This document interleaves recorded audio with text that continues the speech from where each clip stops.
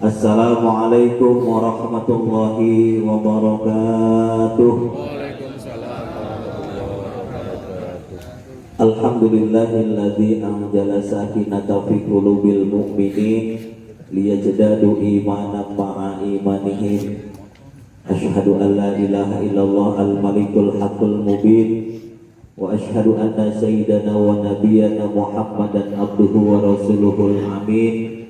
Allahumma shalli wa sallim ala sayyidina wa habibina wa syafi'ina wa maulana Muhammadin wa ala alihi wa sahbihi ajma'in. Amma ba'du. 3 baris keempat dari bawah, baris keempat dari atas.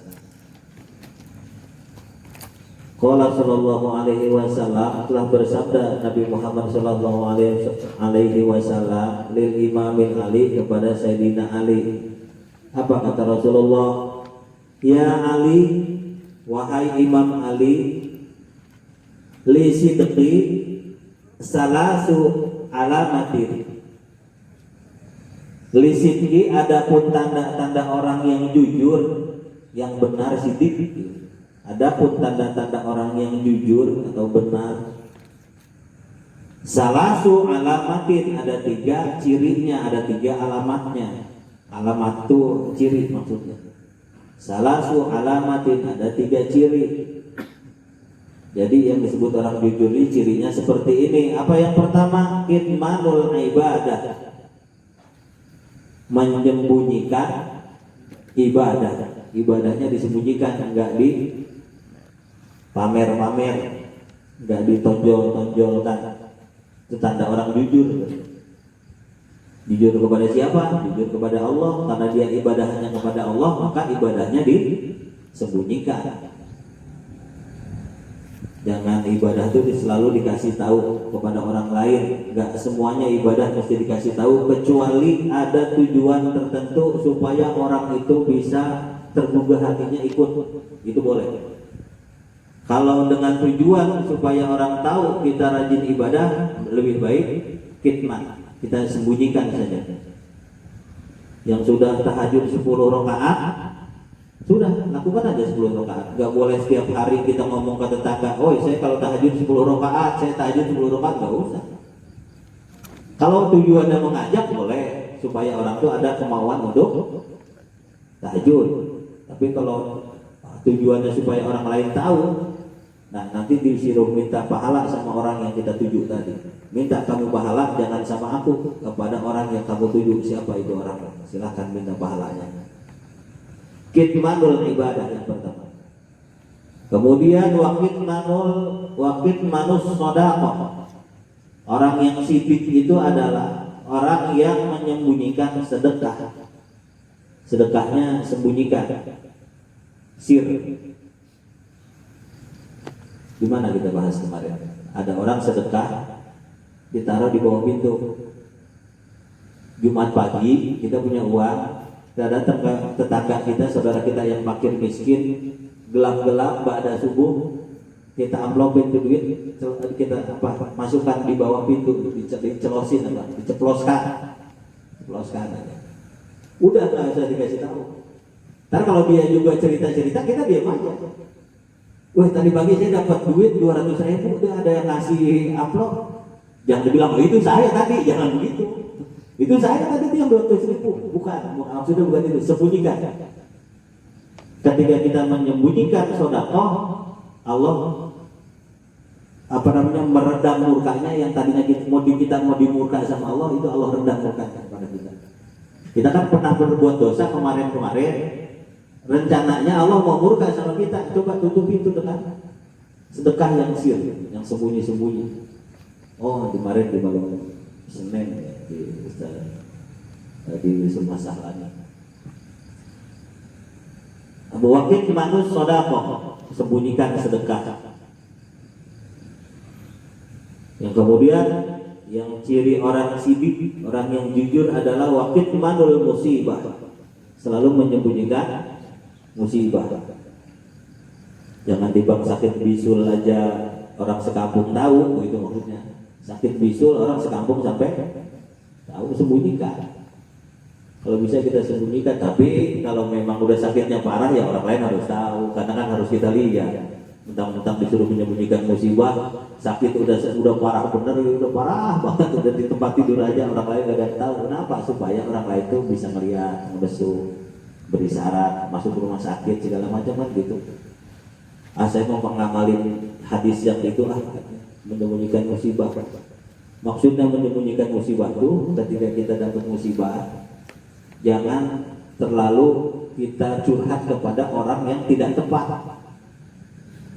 Orang kita curhat kepada orang yang tidak tepat bukan memecahkan masalah, akhirnya menambah masalah. Akhirnya orang sekampung tahu gara-gara kita cerita kepada orang yang tidak tepat. Sembunyikan musibah. Wakit manul musibah. Ya Ali, wahai Imam Ali, walil abidi,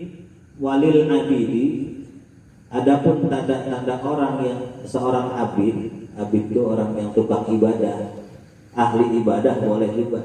Adapun tanda-tanda ahli ibadah, salasu alamatin, ada 3 tandanya.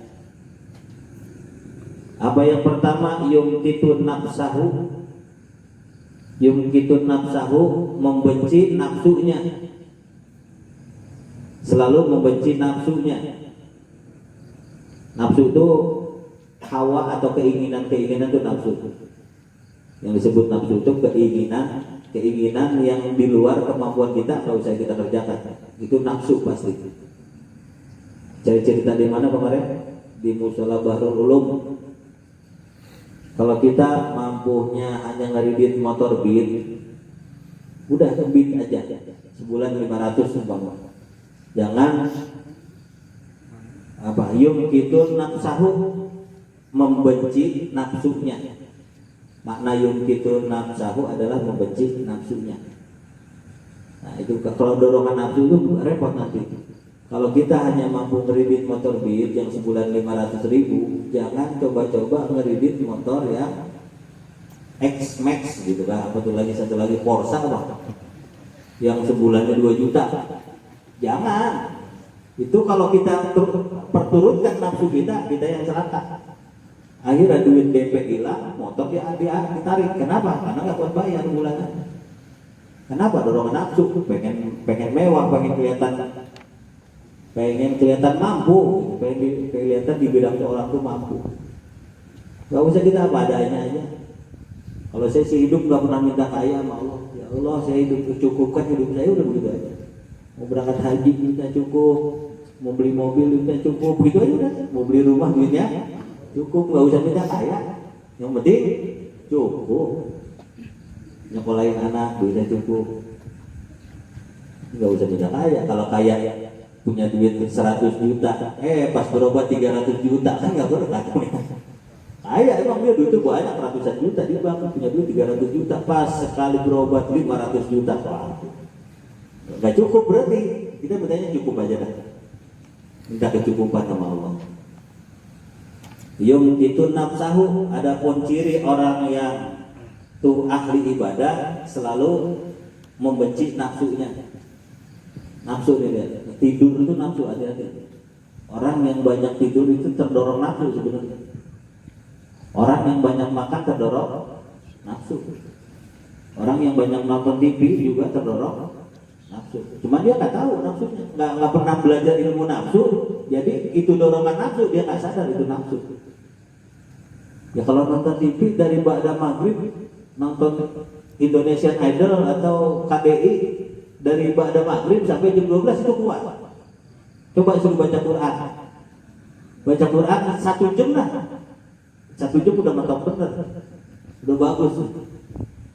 Nah karena itu dorongan nafsu, ketika dia nonton itu pasti kuat. Nafsu itu dibantu sama setan. Iman dibantu sama akal. Nah kalau bertarung ini dua belah pihak, iman sama akal, setan sama nafsu, mana yang lebih menang? Mana? Kita jikir setengah jam aja kaki udah pada sakit. Coba giliran nonton TV, nonton bola 45, 2 kali 45 menit masih kuat.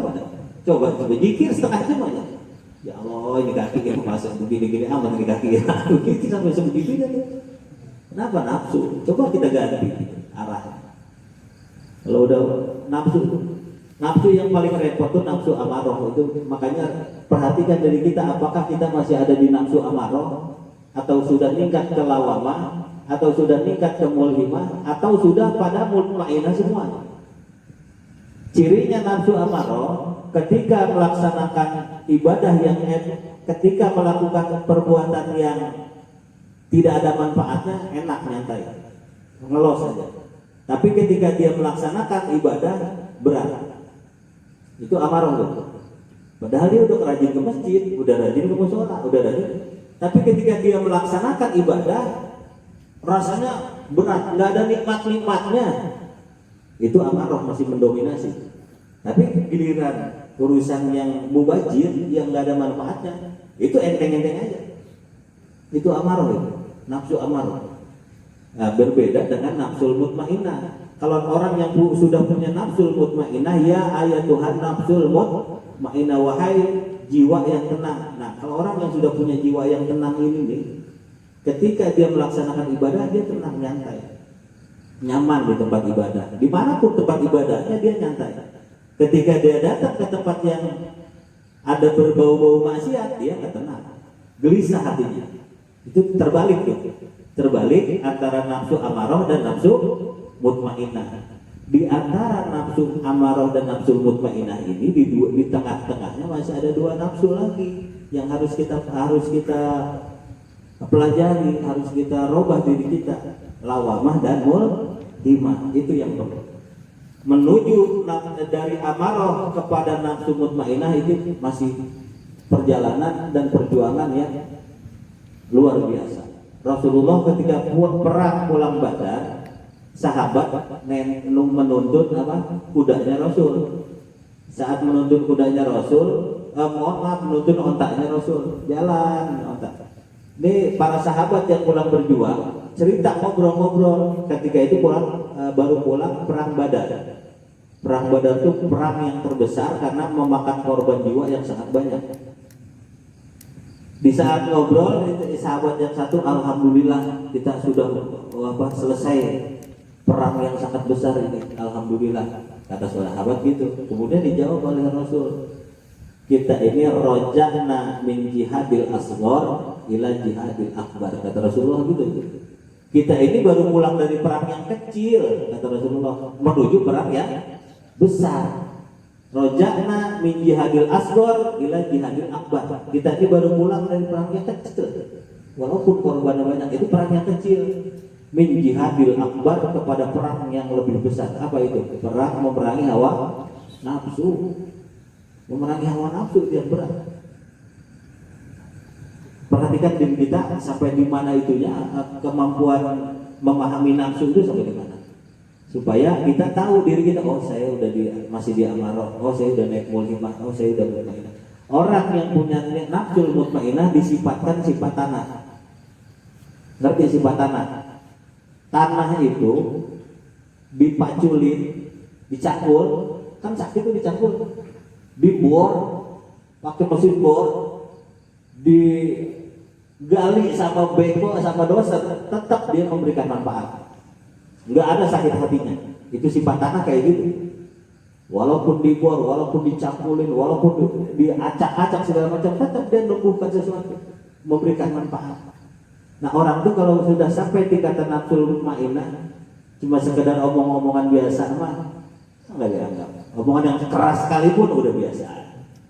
Direcehkan orang, diremehkan orang, nggak dianggap orang, dihina orang, udah biasa aja. Itu nafsunya udah mutmainah.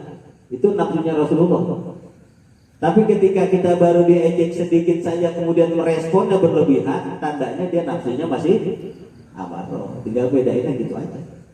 Tinggal membedakannya seperti itu. Supaya apa? Supaya kita tahu diri kita. Ini korek. Nih saya nyalakan korek tuh.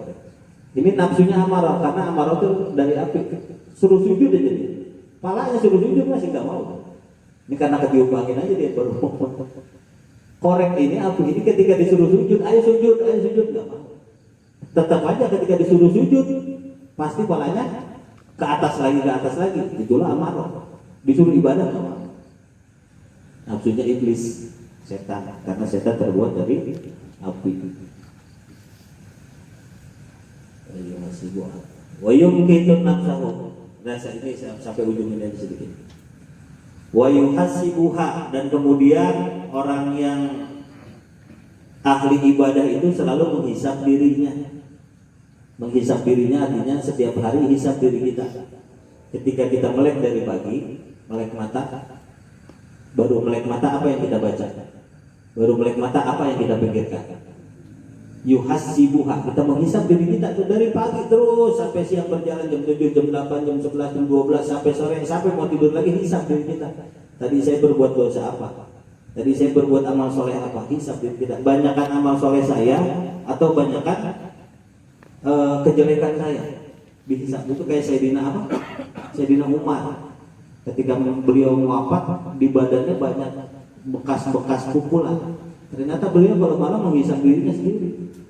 Tadi kamu mata berbuat maksiat, liatin perempuan yang bahenol, pukulin aja dia, jepret. Ketika beliau meninggal, mau pas mau dimandikan, ternyata banyak bekas pukulan. Pukulan apa? Beliau menghisap dirinya sendiri. Apa tuh? Hasabu qoblaan tu hasabu. Hisablah dirimu sebelum kamu nanti dihisab oleh Allah. Hisab yuhasabuha. Wa yutilul qiyam, dan memperpanjang qiyam berdiri baina yadaillahi ta'ala. Memperpanjang berdiri baina antara dia dengan Allah Ta'ala. Maksudnya gini, kalau lagi sholat panjangin dirinya, lamain. Kita makan beda ya. Kalau sholat jamaah bacaannya panjang bener. Baca lagi sholat Al-Baqarah dibaca. Alhamdulillah rabbil alamin Al-Baqarah alif lam mim sampai tamat, sampai selesai. Giliran sholat sendiri kulhu lagi, kita atena lagi. Kulhu lagi, kita atena lagi. Kata Rasulullah di sini memintanya kepada kita, kalau sholat sendiri panjangin, perpanjang. Ya kalau nggak bisa panjang minimal sama lah. Minimal sama, sholat di masjid kayak gitu, sholat di rumah juga masih segitu, masih sama. Jadi ciri daripada orang ahli ibadah adalah yumkitun nafsahu, membenci nafsunya, wa yuhasibuha, dan selalu menghisap dirinya, wa yutilul qiyam baina yadayillahi ta'ala, memanjangkan berdirinya di antara dia dengan Allah. Artinya sholatnya dipanjangkan. Kalau nggak bisa berdiri, duduk, zikir panjangkan. Maksudnya gitu. Kalau malam ini apa yang kita bisa kerjakan? Kalau sholat nggak mampu berdiri panjang, duduk panjang, zikir artinya diperbanyak. Ditandai sampai situ saja. Nanti kita lanjutkan. Salam itu yang akan datang. Kelanjutannya wali solihin salah sampai di ta'ala ya, ditandai.